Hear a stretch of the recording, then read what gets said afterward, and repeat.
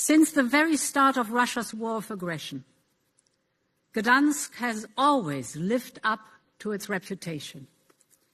The entire city has mobilized in defense of freedom and in support for Ukraine. 5,000 families hosted Ukrainians in their homes.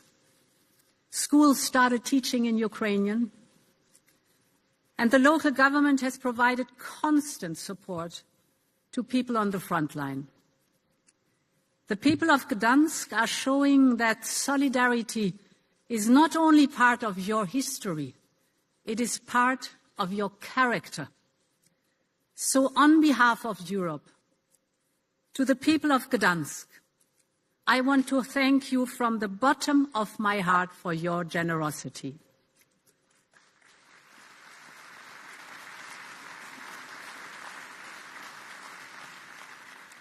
Four decades ago, the people of Gdańsk helped change the course of European history.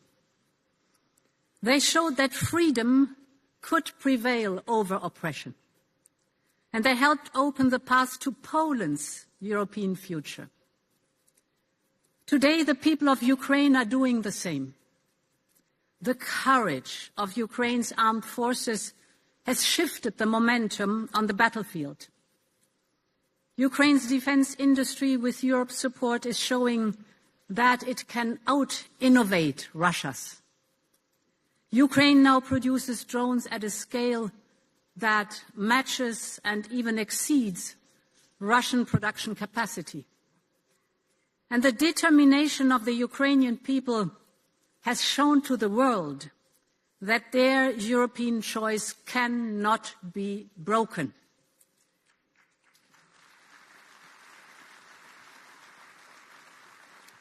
And now it is our task to turn that choice into a reality.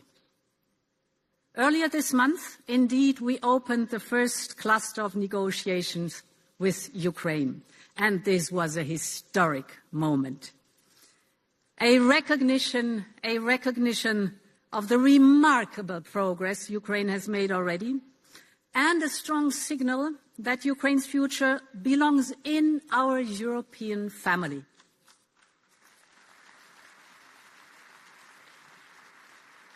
And yes, enlargement is more than a process. It is an anchor for Ukraine's future.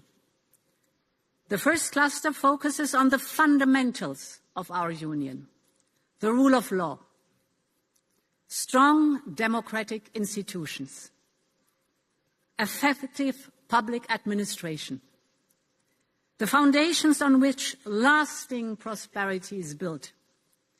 It provides a clear roadmap for the reforms ahead, and it gives confidence to citizens, to businesses, but also to investors.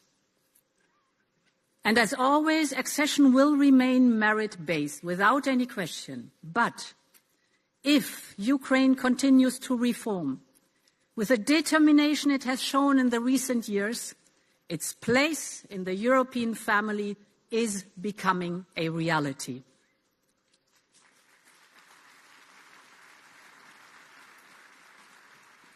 And Ukraine's European future is already taking shape today. Ukraine joined our Rome Like at Home scheme earlier this year.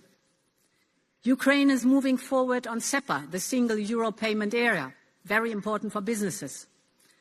And it is taking steps towards integration in the single market. That brings real benefits to Ukrainians today. And of course, it sends a powerful message to investors.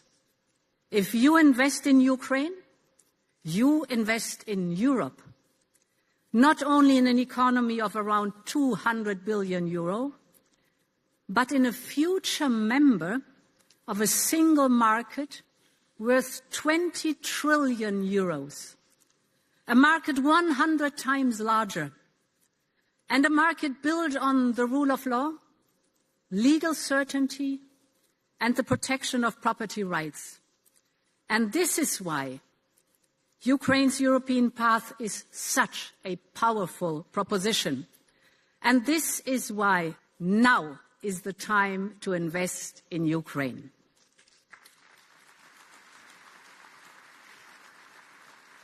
And that leads me to my next point. The prosperous Ukraine of tomorrow requires massive investments today. Since the beginning of Russia's full-scale invasion, the European Union and its member states have provided 200 billion euros in economic, financial and military support. And with the Ukraine support loan, we will provide a further 90 billion euros over the next 2 years. And indeed, today we are transferring the first tranche under this loan, dear Julia, more than 3.2 billion euros in macro-financial assistance. So you're right, I'm happy and proud to announce this disbursement today.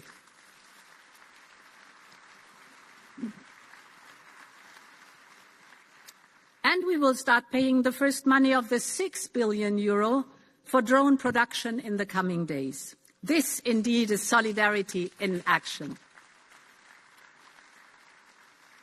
It shows Europe's support for Ukraine is here to stay. And at the same time, we continue to call on all our partners to maintain their support. Because a strong and independent Ukraine is in all our interests.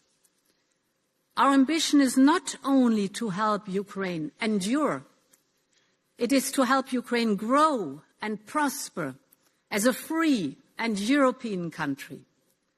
And that is why the European Union has become the largest provider of investment and risk-sharing support in Ukraine.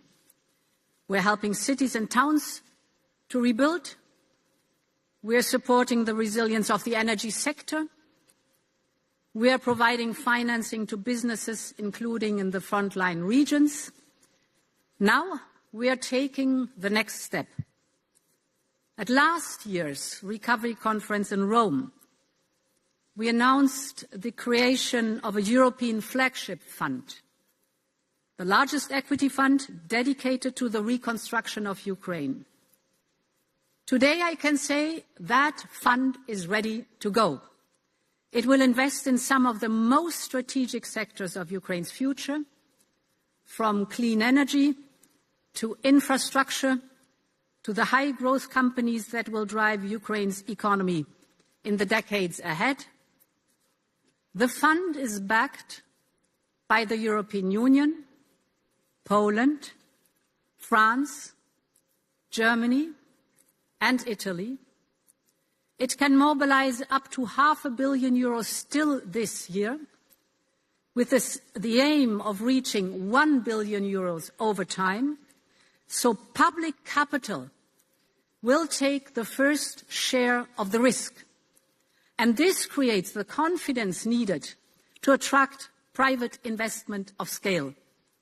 And the message is simple that we are sending to investors.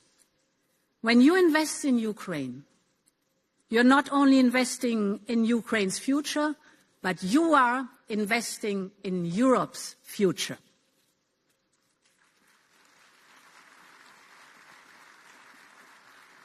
Ladies and gentlemen, Ukraine's recovery and growth are not only in Ukraine's interest. They are in Europe's interest too. This war has shown how fundamental Ukraine's security is to Europe, not only as a recipient, but as a security provider. Ukraine's battlefield experience is unmatched. Its defense companies are some of the most innovative in the world. They are developing and producing cutting-edge capabilities, from interceptor drones to jamming systems. These technologies protect Ukrainian lives every day, and they are increasingly important for Europe's own security and resilience. And that is why deeper integration of our defense industry is so important. We are already seeing what this partnership can achieve. Ukrainian-designed drones being produced in Germany. Fuel for Ukraine's Flamingo missiles will soon be made in Denmark. In other words, ladies and gentlemen, we need Ukrainian ingenuity and innovation and Europe's scale and industrial know-how. That is the mixture that we need to prosper. So, ladies and gentlemen, 1 year ago, when we gathered for the last recovery conference, the situation in Ukraine was dark. Today, the outlook is different. Ukraine has made progress on the battlefield. We have strengthened Ukraine's economic foundations. We have advanced its European path. And we have created new opportunities for investment and growth. Ukraine's courage has made this possible. And our solidarity has helped make it a reality.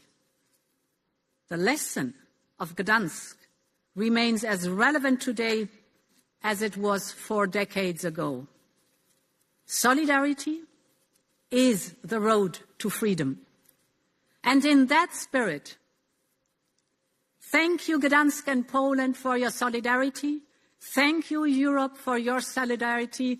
And thank you, Ukraine, for your courage. Slava Ukraini. Long live Europe.